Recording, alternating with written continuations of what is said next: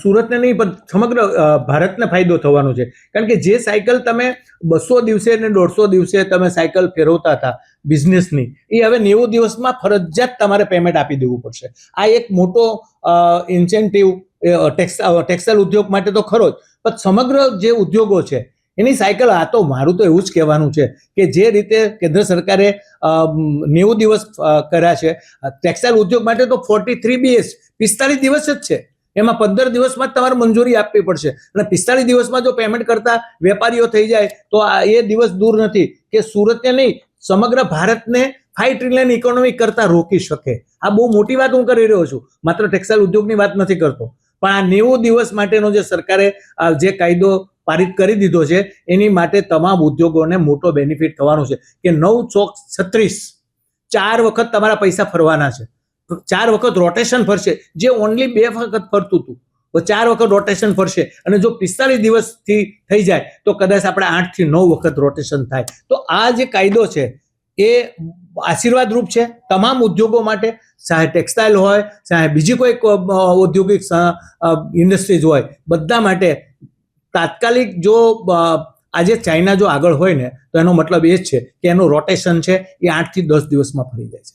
આજે આપણે 90 દિવસની વાત કરી છે સરકારે, એને આપણે ગ્રાહ્ય રાખી એના ઉપર જો વર્ક કરવા મળે તો આખા વર્ષ દરમિયાન તમે 4 વખત જો એ ડીલિંગ કરો છો તો તમને બહુ મોટો બેનિફિટ થવાનો છે. એટલે ઉધારીના ધંધામાંથી બહાર નીકળીને હવે આપણે આ બિઝનેસને રોટેશનની અંદર વધારે પૈસો ટ્રાન્સફર થાય, વધારે પૈસો રોટેશનમાં આવે તો તમારું નફા ધોરણ વધે છે. તમે કોઈ પણ 2 બિઝનેસ કરો છો, 2 જ વાર ડીલ કરો છો અને તમે 10 રૂપિયા કમાવો છો, પણ 5 રૂપિયામાં કે 7 રૂપિયામાં તમે 4 ડીલ કરો તો કદાચ તમે 24 રૂપિયા કમાવો છો. તો મારું તમામ વેપારીઓને વિનંતી છે કે જે સરકારે આપણને આ 90 દિવસનો કાયદો પારિત કર્યો છે, તમામ બિઝનેસ માટે તંદુરસ્ત કાયદો છે, અને 43 BH કાયદો છે એ એના કરતાં પણ અમૃત સમાન છે. જો આપણે બંનેને ફોલો કરી અને આગળ વધીશું તો ખાસ કરીને સુરતની ઇન્ડસ્ટ્રી છે, અને હું ખાલી કહેવા માંગુ છું કે સુરતની ઇન્ડસ્ટ્રી છે એ 45 દિવસ જે જો 43 BH કાયદો લાગુ કરીને કામ કરવાનું શરૂ કરશે, આવનારા દિવસોની અંદર કરવું પડશે. કારણ કે સરકાર એના ઉપર પણ ચિંતિત છે. તમને કોઈ પણ જે તમારા સીએ છે એ કદાચ તમે આમાંથી છટકબારી આપતા હોય છે, તમે કોઈ વેપારી સાથે છટકબારી કરી શકતા હોય, પણ તમે બધા જ MSMEમાં આવો છો. ટ્રેડર્સ હોય તો એ પણ કટિંગ પેકિંગનું કામ કરે છે, તો એ પણ MSME છે ને MSMEનો નંબર એને લઈ લેવો જોઈએ, જેથી કરીને તમામ ઉદ્યોગો એક જ સાયકલમાં આવી જશે તો આ ઉદ્યોગ તંદુરસ્ત થઈ જશે, ઉઠામણા બંધ થઈ જશે. કોઈ પણ લેભાગુ તત્વો છે આવા ચીટરો, એનાથી તમને મુક્તિ મળી જશે અને બધા જ ઉદ્યોગોને બેનિફિટ થવાનો છે. ચાહે ટ્રેડર હોય, ચાહે વીવર હોય, ચાહે પ્રોસેસર હોય, આ તમામ આ ઇન્ડસ્ટ્રી માટે જે સરકાર કાયદા લાવી રહી છે એ આશીર્વાદ રૂપ છે. આપણે બધાએ એ કાયદાને વધાવી લેવા જોઈએ, જેથી કરીને આપણો બિઝનેસ વધારે તંદુરસ્ત રહે. એ જે ચેમ્બર ઓફ કોમર્સના પ્રેસિડેન્ટ તરીકે આપ સર્વને મારી વિનંતી છે કે આપણે કાયદાને વધારે પાલન કરીએ અને એના ઉપર ફોકસ કરી આપણા ઉદ્યોગને વધારે મજબૂત બનાવીએ. Thank you.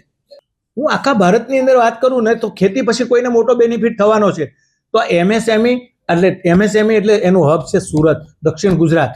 તો દક્ષિણ ગુજરાતને આખા ઇન્ડિયાની અંદર વધારે બેનિફિટ થવાનો છે, એ વાત 100 ને મિનિમેક નથી.